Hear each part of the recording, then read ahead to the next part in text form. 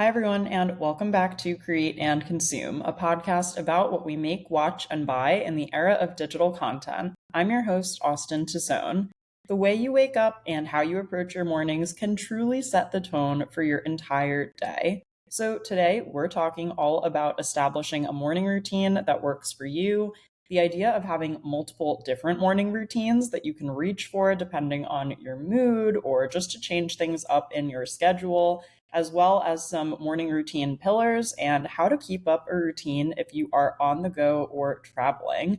And actually, speaking of that, at the time you're listening to this, I cross your fingers that I've made it across the pond, but I believe I will be in Amsterdam getting ready to have the best night of my entire life at the Eras Tour. So stay tuned for updates. You can follow me over on Instagram to see posts from Amsterdam. But yeah, happy 4th of July, though, to any of you listening live, and hello from Amsterdam. So I hope that all goes well and that I get there in one piece. I weirdly have not packed or started packing, or I haven't made a list. I need to find my air tags. There's a lot that I need to do, but by the time you're listening to this, in theory, I will be there and I will be ready to go. So I'm so excited, and I will report back in the next episode about my Eras Tour experience. So stay tuned for that. Before we get into today's topic of morning routines, let's talk about what we're creating and consuming this week, like we do at the start of every episode. So, as far as what I'm creating this week, I actually have a brand new digital product that is now out. I've technically been working on this for a little while, but this week I was really focused on creating the product description for my new product, also doing some initial marketing, posting it within a YouTube video, planning to set up a little email newsletter blast to let people know that it's out. But the new digital product that I've launched in my shop, which is just austentosone.com/products, is a Notion goals and planning template. So this is the same exact Notion hub that I use for my influencer business. It is so much more than just a Notion template. It truly is the hub for my entire business. So it's within this hub that I set my goals for the year. It also comes with a goal setting brainstorming worksheet. So you can put all of your goals in there and then evaluate them to make sure that they are the right goals. It comes with a tracking spreadsheet or a tracking table that you can input all of your goals into and put what time of the year you want to accomplish your goals, like which quarter you want to get them done in, whether they're business goals, personal goals, and then it also breaks down all of your quarterly, weekly, and even monthly planning so that as you plan out your weeks, you can always see your top priorities for that month and your top priorities for that quarter just a few clicks away. So you can really make sure that you're achieving your goals and moving things forward. This has been a huge game changer for me as a self-employed creator, and I've been using this Notion template for over a year now. I really wanted to make sure I gave it the full test by myself before releasing it as a digital product, and I think you guys are really going to love it. So I will leave a link to it in the show notes if you'd like to check it out. Like I said, you get your quarterly, yearly, monthly, and weekly goal planning. There's also a mid-year reset, which I actually just walked through in a recent YouTube video. So if you want to see the template in action, you can go watch that. I will also link that in the show notes. And I'm really excited to finally share this with you guys. I hope it helps any solopreneurs or content creators who are looking for a better way to organize the back end of their influencer business. And as far as what I'm consuming this week, it started out as like digital consumption and it has now moved into the physical consumption area. So I was flipping through Instagram, and this may have actually been a suggested video in my homepage. I'm not entirely sure how I stumbled across this, but there is an account that I have seen many times called at that cheese plate. And this account is run by a woman named Marissa. She usually does like charcuterie stuff and cheese boards, but she also does more cheese adjacent recipes. I think she kind of first blew up with charcuterie, but since then, she's developed this following and people want more from her than just the cheese board situation. So she has launched, or I guess posted last week, this recipe that looked amazing. And it basically looked like this Mediterranean pasta salad. So I clicked into whatever the reel was and I watched it and I saw the ingredients get added one at a time into the bowl. And I was like, wait a minute, this looks amazing. Like, I want to make this. And then I realized that she has a whole highlight on her page just for pasta salads. And I don't know, guys. I have never really historically been like a pasta salad enthusiast, but I do think that this might be the summer of pasta salad. I'm just going to say it right now. So I did buy all of the ingredients to make this pasta salad. I've actually begun the process of making the pasta salad already because I am an idiot and forgot that I could buy canned chickpeas, and instead I bought just the bag of chickpeas. And so this morning I actually had to, well, actually, I had to soak them overnight. And then this morning I had to put them in a pot and I had to put garlic cloves in with it and I had to boil them for like 2 hours. I'm just going to get the can next time. I don't know what I was thinking, or I guess I wasn't thinking, but that's one of the ingredients in this pasta salad. So it's chickpeas, little tomatoes, cucumbers, feta, olives. It just sounded so refreshing. So Andrew came with me to ShopRite yesterday and was following me around while I was muttering. And I was like, I got to find the right olives. Like, I got to make sure these tomatoes are edible and bite sized. But now we are going to have pasta salad for lunch this week. So hopefully that is a success. But definitely go check out Marissa's page for any of your summer pasta salad needs. I will definitely be looking at some of her other recipes as well. I think there's even kind of a prosciutto slash balsamic situation that looked interesting. So I am excited to just change things up for lunch a bit and try these out. And with that, let's talk about morning routines. And I would love to hear from you all. Are you a morning person? Are you not a morning person? I feel like the world is very clearly divided on these two sides of who is more of an early bird and who is more of a night owl. I know that if you're not a morning person, it can be hard to get into a morning routine or find one that works for you. But I'm hoping that these tips that I share will help you kind of establish something that at least works for you. And I think that really starts with finding one little thing to be excited about within your morning routine so that when you first wake up, it's not like, oh, I've got to like do all these things or check all these boxes. It's like, oh, I'm excited to do this part of my morning routine. Even if it's just one thing, even if you are super busy and you have to commute or you have to wake up super early, to have something that even is like a 5 minute component of your morning routine can honestly make such a huge difference. So I'm going to be sharing some ideas with you about that. First, I want to share some reasons why I think waking up early is such a game changer. And also, I just want to add, as someone who is self employed, I understand that I have the benefit of making my own schedule and being in charge of things, but in a weird way, I sometimes have a schedule that more looks like someone who works at a 9 to 5 than I do someone who is like a freewheeling freebird creative who just does things at any random time or wakes up at noon. So my schedule might actually be more aligned with yours than you think if you are someone who works in corporate or has more of a traditional job. So I just want to reassure you that my morning routine isn't going to be like, then I get up at 10 and then I go to yoga. It's like we're a little bit more regimented than that. And I think a lot of that does come from waking up earlier, especially because we all have jobs or we all have obligations that require our energy throughout the day. And that's why waking up earlier, one of my favorite things about it is it gives you a chance to have just a minute to yourself before you start to encounter other people, before you start answering emails, before your kid wakes up, before whatever else is going to require your attention out in the world is calling you. There is an opportunity for you to just have a few minutes, even to yourself, just to wake up, to try to remember the dreams you had, to think about your to-do list for the day, just to settle in however you want for the day. And I do feel like a huge part of that does come with waking up early. And like I said, I'm self-employed. In theory, I could get up at any time. I, in an ideal world, wake up around 6:30 every day, though.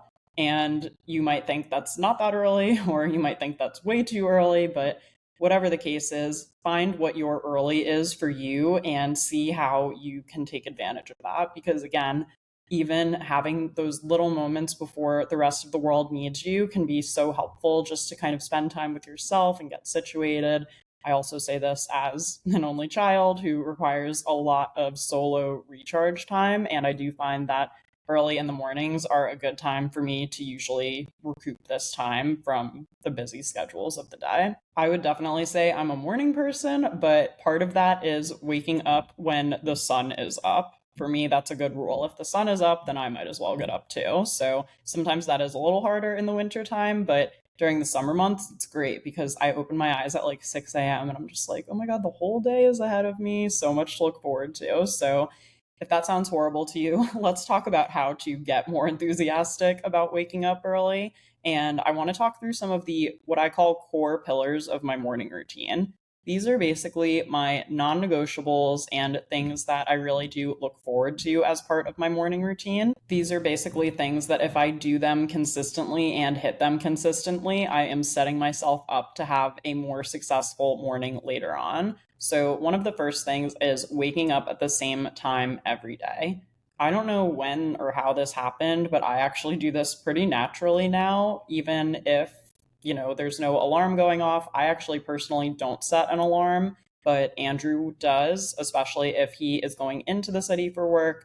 If he's working from home, he's able to set his alarm for a little bit later, but if his alarm goes off at say 6:30, then I'm probably already awake a few minutes before the alarm goes off, so I'll usually just get up then when he does. And if he is working from home and his alarm is going off later, usually I will wake up before that alarm and kind of pop out and do whatever my morning routine is for that day. And we'll talk about the two different types of morning routines that I have in my life that I think are a good balance. And I think that helped me add variety to my morning routine so that it's not just like a strict schedule you have to follow line by line every single day. We're not trying to have like a drill sergeant situation here. We're trying to have a situation that makes you feel creative and that makes you feel good and that gives you a little bit of variety in your routine while still kind of following the same core elements. So, waking up at the same time every day, like I said, is huge for me. Again, sometimes this time shifts back a little bit in the winter because it is darker and it's a little harder to get out of bed when the sun is nowhere to be seen, and that's okay.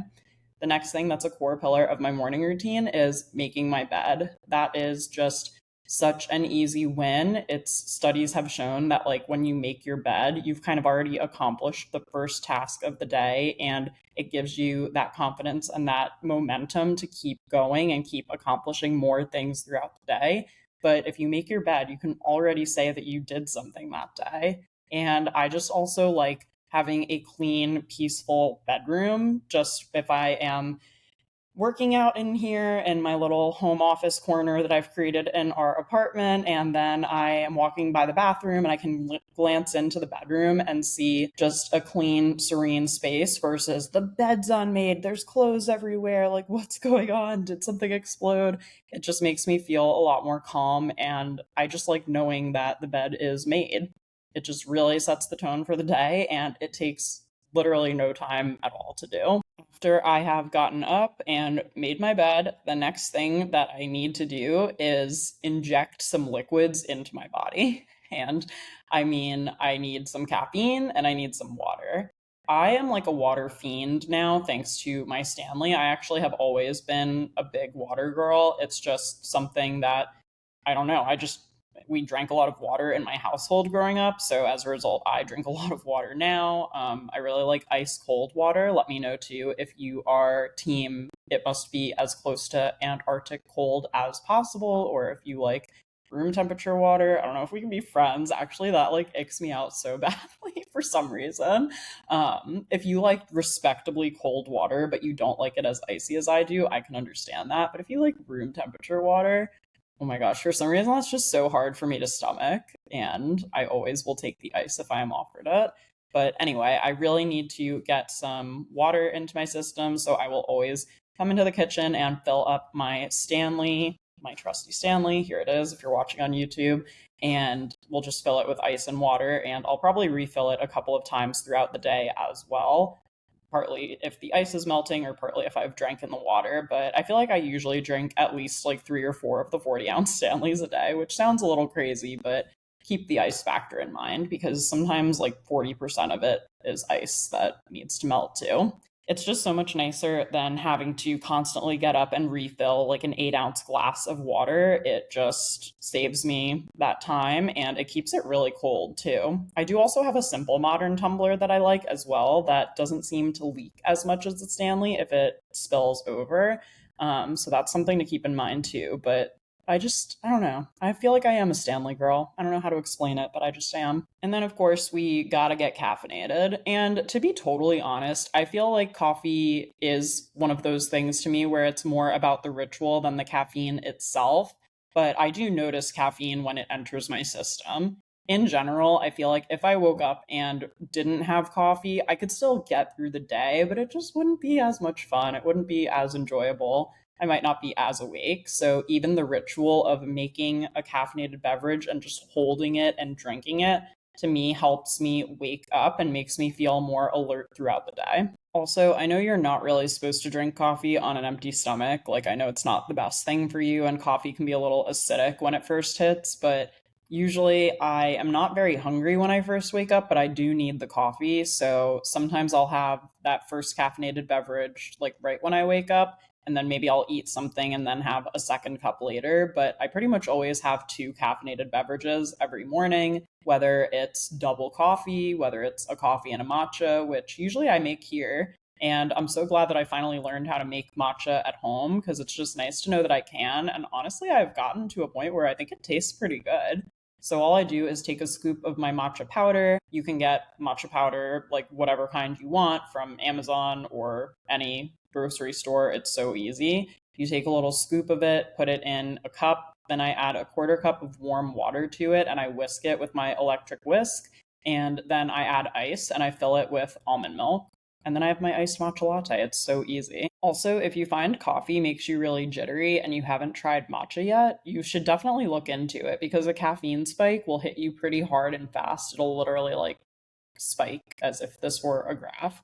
Whereas the matcha will take longer to hit your system and it's a lower dose of caffeine to start with, but it helps like stay longer throughout the day because it takes longer to actually hit your system. So it's just interesting that you can feel a little bit more stimulated and it's not as much as the high and then low that you can experience with a regular cup of coffee. So that's why sometimes I like to have a just hot black cup of coffee to start my day, but then maybe I'll make an iced matcha latte as my second caffeinated beverage, which I think I'm going to do that after I finish recording this podcast because another thing about me being an early bird is I do like to film all of my content as much as I can first thing in the morning.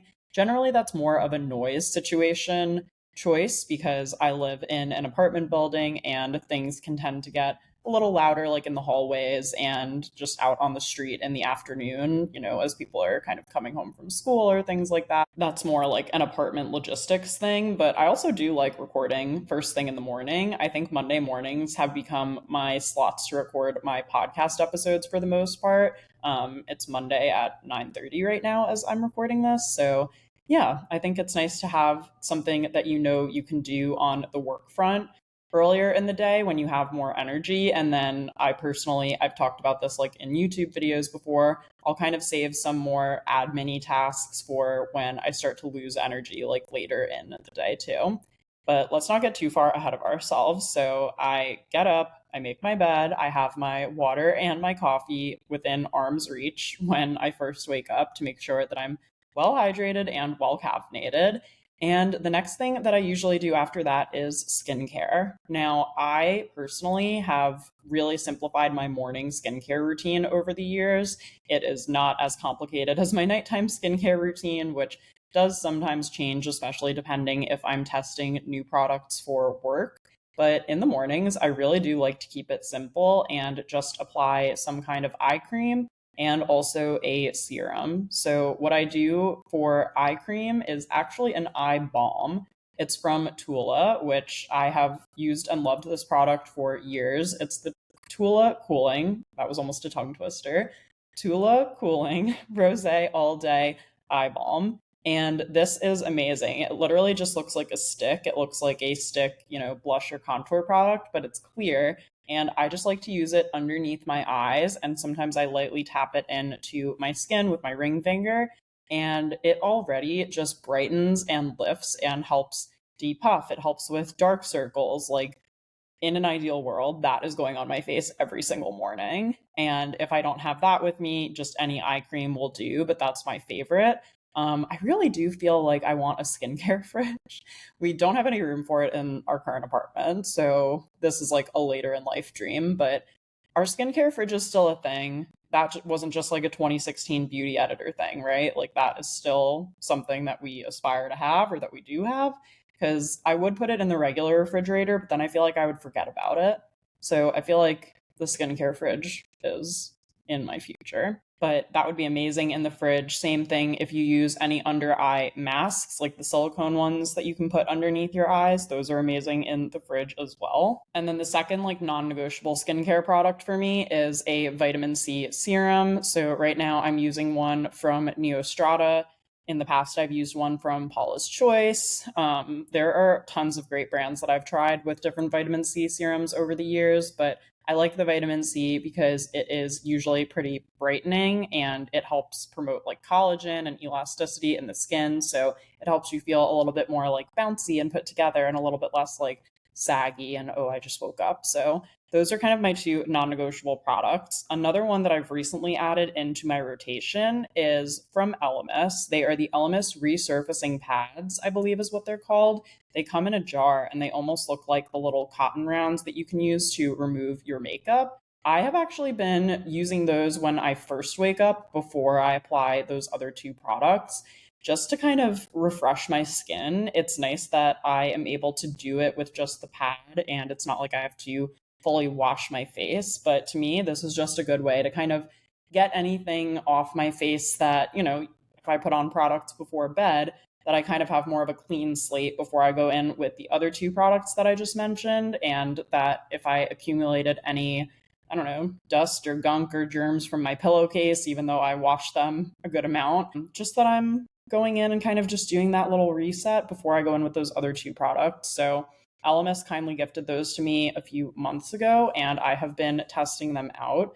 I really do like how they make my skin feel, and I like that one side has the little bumps on it, so you can really feel like you're almost like actually doing the cleansing. You can feel it, and the texture is very satisfying, and the other side is fully flat. So if you prefer that, you can use whichever side you want, and it has the same product on it. And then the last core pillar of my morning routine, which is a non negotiable that I need to do every morning, hopefully within the first like 15 to 20 minutes of waking up, is when I'm like picturing all of these things happening, is to have some stimulation of some kind. And that could be as simple as doing the Wordle, a little brain stimulation, or it could be as involved as doing a full on workout. And that kind of stimulation honestly depends on which one of my morning routines I'm doing on that day. And I want to talk about the case for having multiple morning routines. I think sometimes when we talk about establishing a morning routine, people think in their head, like I was saying earlier, oh, okay, like here's the checklist, like morning routine, let's go, wake up, check, make bed, check. Wait, is this a song? Oh wait, do you guys remember that song that was like, hold up, drank, headshot, drank? I'm not making that up, right? That's a Kendrick Lamar song, I believe. Yeah, isn't it called Swimming Pools? You get a swimming pool full of liquor, then you dive in. I'm not gonna rap for you guys right now. That's so weird. I have not thought about that song in years. But where was I? I was talking about the checklist of making sure you're just going through the morning routine and like checking things off. That's not the vibe I'm trying to curate here, okay? I like having these two different types of morning routines because sometimes you wake up and you're in the mood for something different. And sometimes it's just good to have variety in your morning routines. I don't know if you guys experienced this when you were in high school, but sometimes you would have different like block schedules for different days. Like sometimes Mondays would always be like an A block day or something. So, like on an A block day, you have geometry in the morning and then gym and then you have lunch and then you have physics. I don't know why I'm giving you so many like STEM classes and then just one phys ed, but maybe you're taking history and English on the next day, right? Maybe then you have B block days. So hopefully you know what I'm talking about, where maybe you have these alternating days because you're only going to take physics 3 times a week and then you're going to take English twice a week. So that is kind of the thesis, if you will, for how I like to approach these two different types of morning routines that I have. And I do pretty much alternate them so that I have different morning experiences each day. And of course, occasionally this might change, if you're traveling or if I have an early morning event for some reason. But when I stick to these as much as possible, that is when I find that I have the most focus and that I can be the most successful version of myself and make sure that I'm having productive weeks and getting all of my goals accomplished and things done that I actually want to do. I think another great reason to have multiple morning routines is that if your morning routine or your mood is dependent on, for example, the weather when you wake up, to know that you can switch and say, okay, normally I would have gone out for a run this morning, but today I'm going to stay in and just do this type of workout instead. Or I'm just going to read because I know that I'm not going to be motivated to work out if it's raining outside and I can see it through my window, or if I'm actually out trying to run through the rain, which sounds terrible. Not to mention, you might find that having two different morning routines helps you distinguish your weekdays from your weekends. So maybe you will have two different types of morning routines, one of which is your weekday morning routine, and one of which is your weekend morning routine. And I think there's something so special about having sacred weekend morning routines. This is like a very random example from childhood, but there was some cartoon or something when I was growing up where they made a reference to something about father's flapjacks or something. So I remember Sundays growing up, we would get out like the little electric griddle and I would make pancakes with my dad, which was really fun. So we, just took that from one little thing, some reference in pop culture that I'm currently forgetting right now, probably because I haven't had my second caffeinated beverage of the day. But I remember that being a thing. Like on Sundays, we would make pancakes. The weekday routine is maybe a bit more abbreviated if you've got places to go and people to see. And then the weekend routine can be a little bit more extended and you can enjoy it a bit more. So, all of that being said, my two types of morning routines are I either have creative mornings or I have active mornings. And these are not the most inventive titles in the world to separate the two routines, but basically, when I wake up and after I do all of the core pillars that I was talking about before, where I make my bed, I have coffee, I do skincare, then I'm either going one of two different directions where I'm either having an active morning, which essentially will consist of moving around in some way, either getting in a workout or going for a walk, or I will have a more creative morning, which lately has been really centered around reading, which has been so fantastic. I feel like I kind of lost my focus for reading after COVID. I feel like probably a lot of people felt that way. Either during the pandemic, you were reading 20 books a week, or you hadn't picked up a book in like 2 years. And I was the latter, but I've gotten back into reading in the last, I would say, 2 years or year and a half, really. And it's been so enjoyable. And that is now one of the things that I really do look forward to in a morning routine. Just to separate the two, again, let's go back and talk about active mornings. Active mornings for me are typically either a Peloton workout or a long walk. So for me, honestly, getting our Peloton has been such a game changer. Before the pandemic, I loved going to spin classes. That was always like my favorite workout. I think I started going with sorority friends when I was in college because I went to school in New York City. I went to Barnard and we would sometimes go like as a group, or sometimes someone would know someone who could get you a discounted class. And we used to walk to the location at 96th Street from Columbia and we would like take classes together and it was so fun.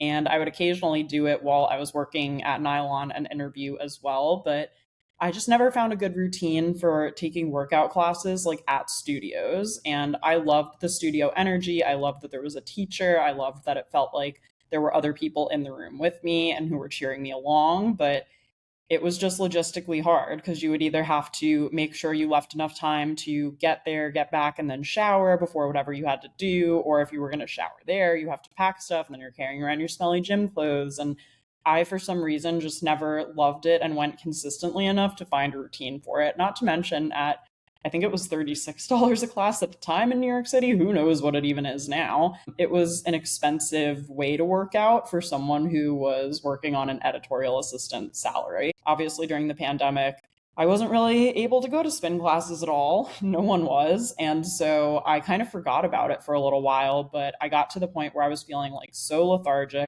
I felt like I just wasn't looking my best. And I had, kind of confided in Andrew about that. Yeah, so that's how we kind of ended up with one. And I have been so consistent with it. And I'm so proud of myself. Just, it's now something that I don't even think about anymore because I've got the habit established of like when I wake up on an active morning routine day, I get on the Peloton. It's just not a question anymore. And it did take a lot of mental retraining to get to that point. But now that I have this system down, I'm so happy about it. So, what I typically do for my active mornings is I always have them on Monday, Wednesday, and Saturday in an ideal world. Now, summer, especially, there's a lot of weekend trips or like people visiting, or maybe you're out of your normal routine, which obviously I'm appreciative of. I forgot a syllable there and grateful for, but it just means that I need to kind of adapt or change things up. And I'll talk more about like how to keep up a morning routine when you're on the go in the next few bullet points according to my outline. But for me, in an ideal world, I'm doing Monday, Wednesday, Saturday, I'm on the Peloton. And I adjust this based on whether it's a weekday or a weekend. So on Monday mornings and Wednesday mornings, I'm doing the bike for 30 minutes because that's just the time I can afford to spend on it on a weekday when I know that I have work to do and when I have things that I need to get done. However, on a Saturday morning, I will do a longer ride. So I'll usually do more like an hour or 45 minutes on a Saturday morning. And what's great about the Peloton now is that there are different like entertainment options on it. So I can watch Netflix. I can watch like 2 episodes of Sex in the City, and that will have been a 45-minute workout, and then I'm done. Who knew? And it's so much more enjoyable. So now it's something that I actually look forward to because it's a little bribe for myself. It's like time to do your workout and watch Sex in the City, which is a great summer show to rewatch. I would highly recommend. If it's really beautiful out though, and I wake up like super early and I'm feeling energized and I have time to go for a long walk and listen to a podcast, that is also one of my favorite ways to get in movement each day. Then I want to talk about my creative mornings. So creative mornings are basically where I'm doing something creative before I heavily start consuming other content. So that could be reading, or maybe I wake up and I'm just feeling super inspired to do a little bit of writing or film something that I've been wanting to do, or just get something done that is creative. And that's me doing something and producing something, putting work out there before I am just scrolling and getting inundated with whatever's going on out in the world. That way, before I do things like start scrolling on Instagram or checking my email, I'm doing something productive and I'm making something and exercising my creativity so that I don't feel, I don't know, as bad when I do start scrolling and consuming. Like, I just feel like I am not as influenced by other things when I'm not looking at social media or looking at my email. I can really set my own tone for the day when I start out on a more creative note. So lately, like I said, though, that's been reading in the mornings. And again, kind of seasonally dependent. A morning reading session for me will either be like really light and really fun. If it's during the summer months, I might like open the balcony door and let the fresh air in as long as it's not too hot out. But then in the winter months, I cozy up by the fire back there and I make my cup of coffee and I'm like under the blanket, and it's a whole cozy moment where I'm up and I'm doing something, but I don't have to be like saving the world just yet or running a marathon or doing anything too crazy. So that's something that I kind of keep in mind seasonally, and I kind of tweak what I'm doing and what the vibes are based on the time that I'm waking up in the morning too. I do creative mornings on Tuesdays and Thursdays always, and then Friday is pretty much my flex day where it could either be a creative morning, like if I've gotten really far along in my book and I want to keep going, I might choose to read on a Friday morning, or maybe it is beautiful out and I want to go for a long walk and listen to a podcast on a Friday morning, or maybe I don't have a ton of time on Friday because we are, taking a half day and driving somewhere, or we're going to be meeting people after work or something. So maybe I'm doing more like a 15-minute core workout from Peloton versus doing more of a 30-minute bike ride or a longer walk. Fridays are a bit of a flex day, but I either do swap in an active morning or a creative morning. And then Sundays are like a free spot on the bingo card. So Sunday is just totally open. There is no routine, and that's one of the things that I love most about Sundays is that it's just flexible. There's no pressure to do anything because I know I've been consistent the other 6 days, either having my active mornings or my creative mornings. So Sunday is the day that truly anything could happen. Maybe I am going for a walk because I'm going to walk to pick up a bagel. Or maybe I am just feeling motivated and want to hop on the Peloton for a little bit, and I will. But there's no pressure on Sundays. That is truly my day just for whatever I feel like when I wake up that day. So at this point in my morning routine, we've gotten up, we've done the core pillars, and we've either done something active or something creative. Now it's time for food. And I talked about this a little bit in the Trader Joe's episode. Hopefully, you got a chance to listen to that one. That one is episode 3. I can link it here on YouTube if you want to go watch that video episode. But basically, I like to have a few go to breakfasts in mind so that I'm not spending 20 or 30 minutes like at the stovetop actually cooking breakfast, but that there's something easy that I can make that will work also for both me and for Andrew, depending on whether or not he's here or whether or not he is in the office. I pretty much have my go-to breakfast split up into 3 different categories, which is more of a protein-focused breakfast, more of a healthy / fresh feeling breakfast, and more of a I am in a hurry and I just need something very quick breakfast. So, on the protein front, this is usually where I am just trying to get a little bit more protein into my body earlier in the day.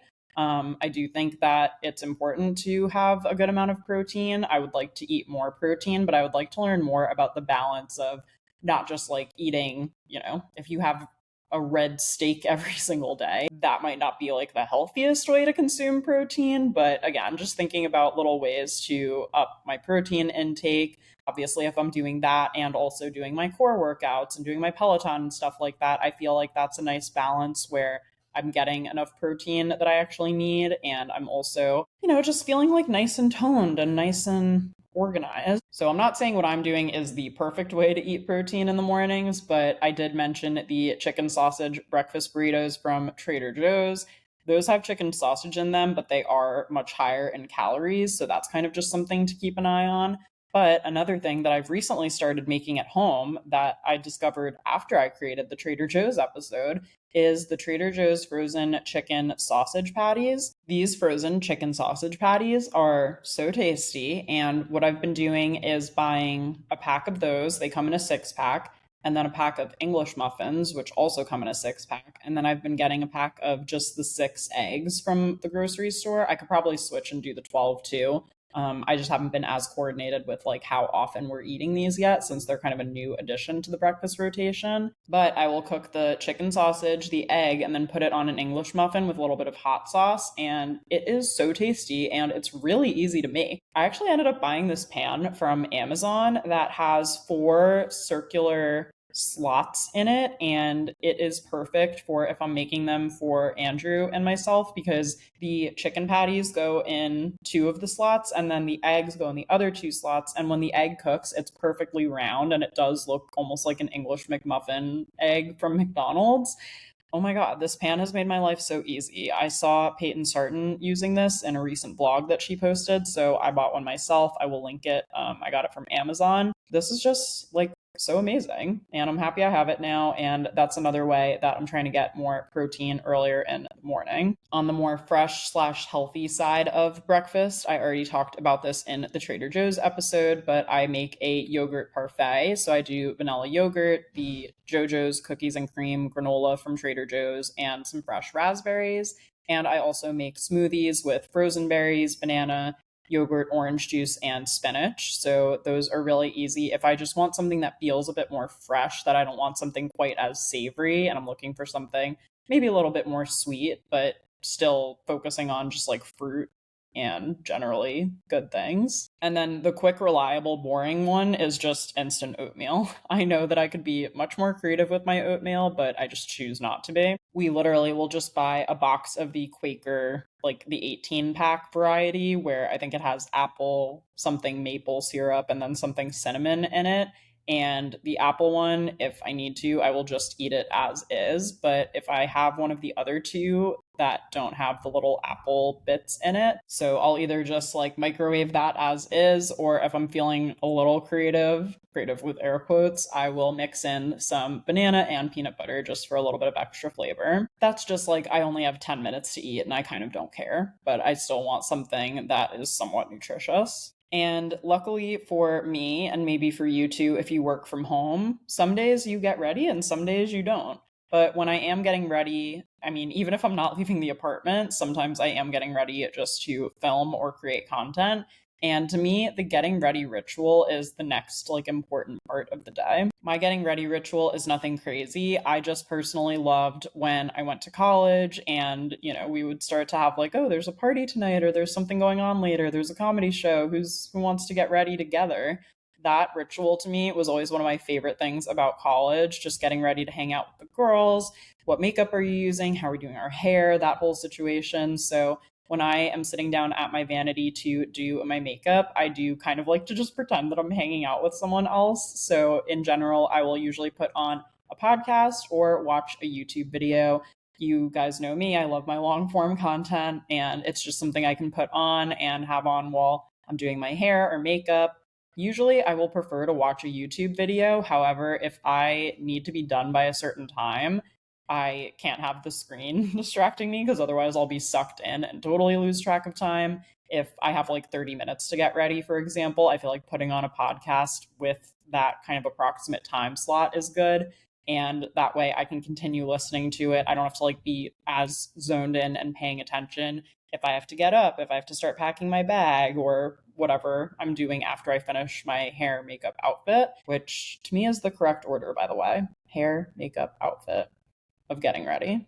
It just makes things easier. But that way, I'm also kind of never getting ready alone. And it allows me to catch up with podcasters and creators that I really love. So that is usually part of my getting ready morning ritual. Now, I think one of the hardest things about having a morning routine is finding ways to maintain that routine when things are not very routine, when you're out of the usual, when you're traveling, when you're visiting family, when you're staying with a friend, when you have a friend staying with you. Like, there are just times because life happens when you can't do everything perfectly all the time. And as someone who likes to plan ahead and know exactly what's happening when, that's not always easy for me. But one thing that I've learned over the years is that when you do have, a morning routine that you like to try to stick to, you can still replicate some parts of it, even when you're not in your usual environment. So I think the first most important thing about it is to transfer your core morning routine pillars and make them easy to replicate wherever you are.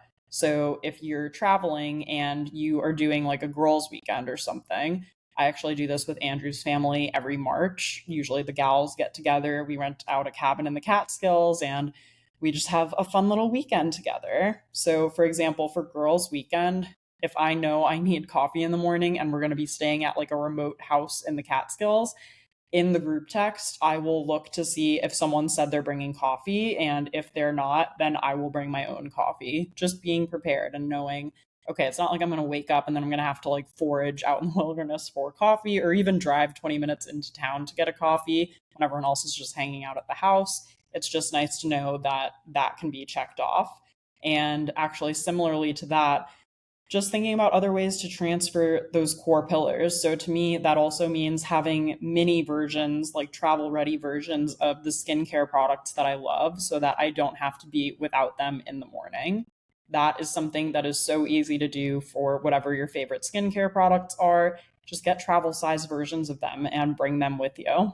And probably one of the most underrated things you can do is make use of the fact that we have technology at our fingertips these days, and there are so many apps and things we can be using and ways to transfer parts of our morning routine into when we're actually traveling or doing things out and about. For me, another great thing that comes with the Peloton bike is also the Peloton app. So if I'm traveling and I don't have the bike, coming with me to every destination, because that would be insane, I can take classes on the Peloton app. So maybe that day I'm just going to do a body weight workout. You can search on the app for stuff like that, like just body weight. I don't have any weights or equipment with me, but like what can I do in 15 or 20 minutes to check off my workout for the day, and get it done. So something like that is really great. Also, what I was talking about earlier with kind of the stimulation factor and doing something right when I wake up.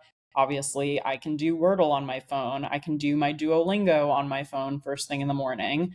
If you have a book that you've been reading, bring it with you. If you have a Kindle, even better. All of these things that you can turn to just to kind of bring your routine with you, even if it's not 100% replicated the same way that you would be doing it at home. And at that point, I am pretty much ready to get started with my day. So, again, just to recap what we talked about, finding the core pillars of a morning routine, finding ways to wake up early if possible to have a little bit of time for yourself, the case for multiple different morning routines, thinking about what kind of easy breakfasts you can make, thinking about how you get ready, and really just finding, like I said, those one or two key things that you can look forward to in your morning routine. Even if your morning routine only ends up taking 10 or 15 minutes maximum, what are the 5 minutes of that that you're truly going to enjoy? Is it taking time to sit and have your coffee and do the Wordle? Is it even just reading a little bit more of your book before you jump in the shower and get ready for the day?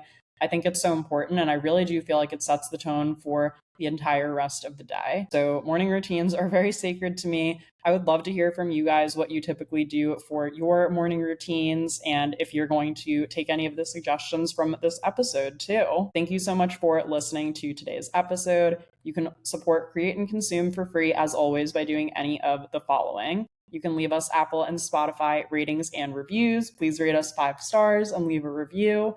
You can like, subscribe, and hit the notification bell if you're watching this on YouTube. You can follow along at Create and Consume Pod on Instagram and TikTok. You could send this episode to a friend who might enjoy it. And of course, you can head to createandconsumepodcast.com for episode recaps and more. Thanks for listening, and I'll talk to you soon.